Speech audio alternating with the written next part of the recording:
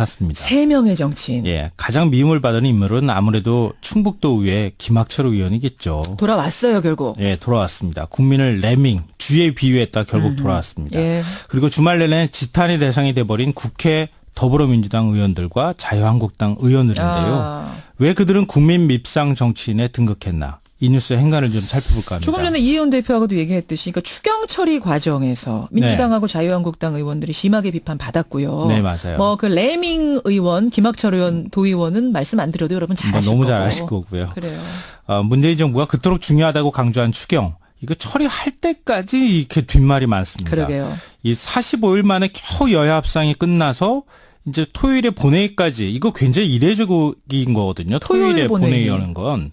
이 추경안을 상정했는데 정말 황당한 거는 의결 정족수가 모자라서 제대로 처리를 못했다는 그러니까요. 겁니다. 이 150명을 넘어야 하는데 147명, 3명이 모자라서 예. 이거 제대로 처리를 못하다가 한참 만에 한 1시간 뒤쯤에 겨우 자유한국당 의원들이 참여를 하고 난 다음에야 통과가 됐습니다. 황당하죠. 여당인 민주당에서 26명이나 불출석했다고 해서 논란이 됐고요. 예. 자유한국당 의원들은 다 통과시키기로 했다가 표결 직전에 퇴장을 했다고 해서 또 국민들의 비판을 받고 있습니다. 갑자기 태도를 바꿔서. 이 정석인 국회의장도 이례적으로 여당도 야당도 모두 패자다 이렇게 얘기를 할 정도였는데요. 이 대한민국 20대 국회의 부끄러운 자화상을 보여준 사건이었습니다. 주말 동안 국민 밉상에 등극한 정치인들 우선 한 명 한 명 보죠. 저 국민을 설치류에 비유했던 김학철 의원 귀국을 하면서 또 한 번 포털 검색어 1위 등극했어요. 이 국민의 분노 게이지 측정하려고 정치하신 분 같다 이런 생각이 드는데요. 네. 엊그제 토요일 저녁에 귀국을 했죠. 귀국 기자회견을 하면서까지 국민들 뒷목을 잡게 했습니다. 사과를 하긴 했잖아요. 네, 사과를 하긴 했어요. 예. 그렇지만 그렇게 내가 큰 잘못은 저지르는 것은 아니다. 이런 식의 이제 얘기를 한 건데요. 사과는 하는데 억울하다. 네, 이런 억울하다. 거더라고요. 예, 맞아요. 그러니까 내가 레밍, 쥐떼라고 말했다고 보도한 건 그거는 이 교묘한 편집이자 왜곡이다 이렇게 주장을 했거든요. 어떻게 편집 왜곡이 됐다는 겁니까? 답답한 마음에 토론을 하다가 레밍 신드롬을 말하긴 했지만 국민을 빗댈 의도는 없었다. 이렇게 기자회견에서 얘기를 그러면 했는데. 그러면 레밍은 누구를 빗대려고 한 거랍니까? 그러게 말입니다. 언론을 그러니까 빗대려고 했다. 뭐 이렇게 언론이라는 얘기를 하는데요. 그것도 말이 안 되는 게. 그럼 언론을 레밍에 비유하려고 했다가 하면 결국은 자기는 잘못이 없다는 얘기가 되는 그렇죠. 거잖아요. 그리고 언론에 비유를 했다고 해도 말이 안 되는 거고 잘못된 거죠. 그렇죠. KBS가 화가 난 모양인데요. 인터뷰 통화 내용을 공개를 했는데 교묘한 편집도 없었고 왜곡도 없었습니다. 그런가 하면 문재인 대통령 부인 김정숙 여사는 수해 자원봉사를 또 갔는데요. 진심을 담아서 주민들을 위로하고 돕는 모습이 오히려 큰 화제가 됐습니다. 그렇더라고요. 여야를 막론하고 모두 칭찬을 받았는데요. 김학철 의원하고 그리고 자원봉사를 갔다가 장화 의전을 받아서 홍대를 나란 별명이 붙은 자유한국당 홍준표 대표. 이 두 사람하고 너무나 대조를 보였다. 그래서 오히려 더 돋보인 자원봉사였다 이런 평가를 받습니다. 맞습니다. 그러니까 국민들은 다 알거든요. 누가 사진 찍으러 가서 그럼요. 자원봉사를 하는지. 똑같은 사진이 나와도 어떤 게 진정성이 담긴 건지 국민들은 그럼요. 사실 금방 다 알고 있습니다. 압니다. 그래요. 두 번째 행간은 비판받은 여당, 민주당의 의원들이죠. 맞습니다. 민주당 지지율이 지금 50%에 육박하죠. 예. 근데 지난 토요일 모습 같은 모습을 또 한 번 보이면 진짜 절반 이하로 떨어질 수도 있겠다. 지지율이. 그런 생각이 드는데요. 문재인 정부 출범 이후에 최고 관심사. 이건 굳이 제가 말씀 안 드려도 아실 거예요. 일자리, 적폐청산, 안보 이런 거 아니겠어요? 예. 이것 때문에 추경이 한시라도 빨리 통과돼야 된다. 이렇게 호소를 해놓곤 막상 통과시키려고 하니까 26명이 불참을 해서 정족수를 잘 못 채우는 사태가 벌어졌습니다. 물론 해외 출장, 이제 국가일을 보러 출장 간 경우는 제외해 줘야 돼요. 근데 그 인원수가 몇이나 되는 거죠? 그게 한 15명에서 한 16명 정도 된다고 하는데요. 그러면 나머지 10명 정도는 그러면 도대체 뭐 했냐 이런 소리가 나올 수밖에 없죠. 뭐 했답니까? 지방 행사다, 아들 면회다, 부모님 효도 여행이다. 효도 여행도 있어요? 네, 효도 여행도 있는데요. 이해할 수 없는 이런 이유도 좀 있었습니다.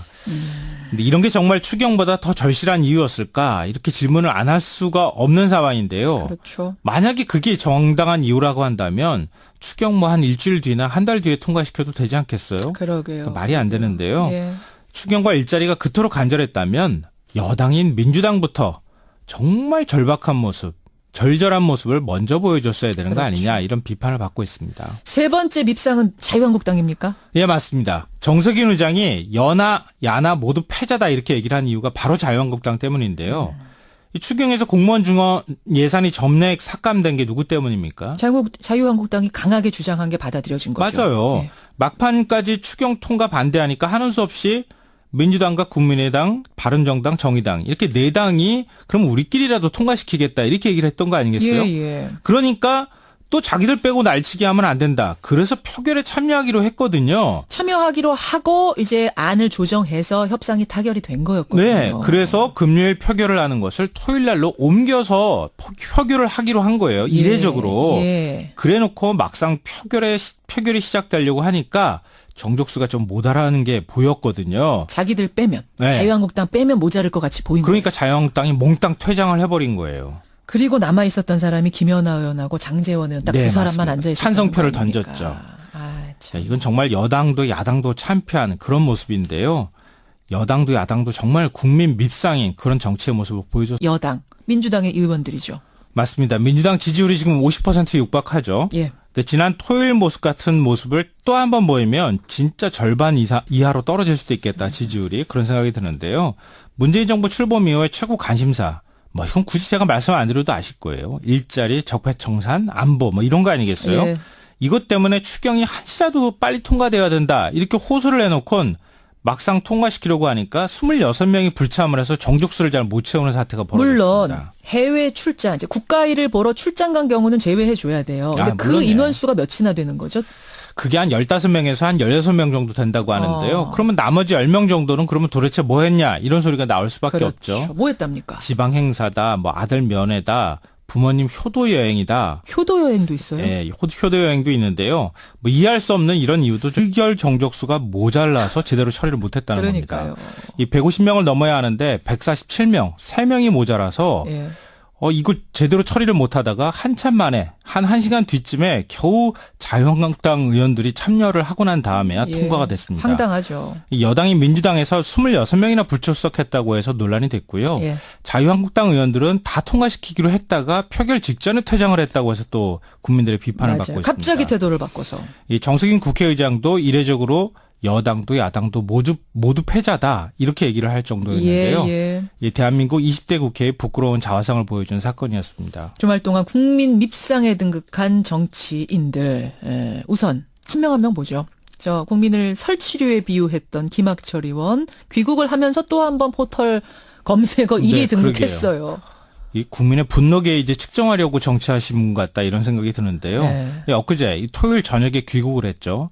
귀국 기자회견을 하면서까지 국민들 뒷목을 잡게 했습니다. 사과를 하긴 했잖아요. 네, 사과를 하긴 했어요. 예. 그렇지만 그렇게 내가 큰 잘못은 저지르는 것은 아니다. 이런 식의 이제 얘기를 한 건데요. 사과는 하는데 억울하다. 네, 이런 억울하다. 거더라고요. 예, 맞아요.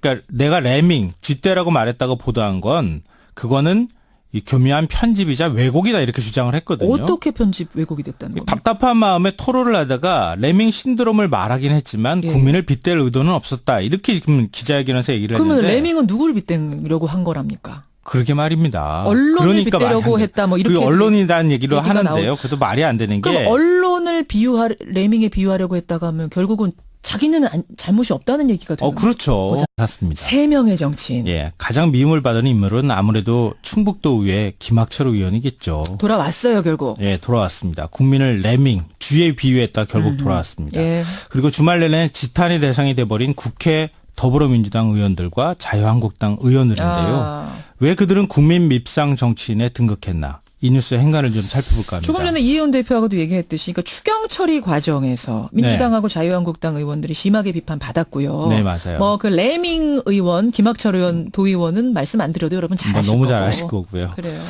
문재인 정부가 그토록 중요하다고 강조한 추경. 이거 처리할 때까지 이렇게 뒷말이 많습니다. 그러게요. 이 45일 만에 겨우 여야 합상이 끝나서 이제 토요일에 본회의까지 이거 굉장히 이례적인 거거든요. 토요일에 본회의 여는 건.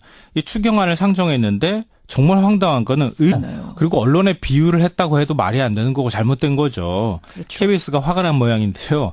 인터뷰 통화 내용을 공개를 했는데 교묘한 편집도 없었고 왜곡도 없었습니다. 그런가 하면 문재인 대통령 부인 김정숙 여사는 수해 자원봉사를 또 갔는데요. 진심을 담아서 주민들을 위로하고 돕는 모습이 오히려 큰 화제가 됐습니다. 그렇더라고요. 여야를 막론하고 모두 칭찬을 받았는데요. 김학철 의원하고 그리고 자원봉사를 갔다가 장화 의전을 받아서 홍대를 나란 별명이 붙은 자유한국당 홍준표 대표. 이 두 사람하고 너무나 대조를 보였다. 네. 그래서 오히려 더 돋보인 자원봉사였다 이런 평가를 받습니다. 맞습니다. 그러니까 국민들은 다 알거든요. 누가 사진 찍으러 가서 그럼요. 자원봉사를 하는지. 똑같은 사진이 나와도 어떤 게 진정성이 담긴 건지 국민들은 그럼요. 사실 금방 다 알고 있습니다. 압니다. 그래요. 두 번째 행간은 비판받은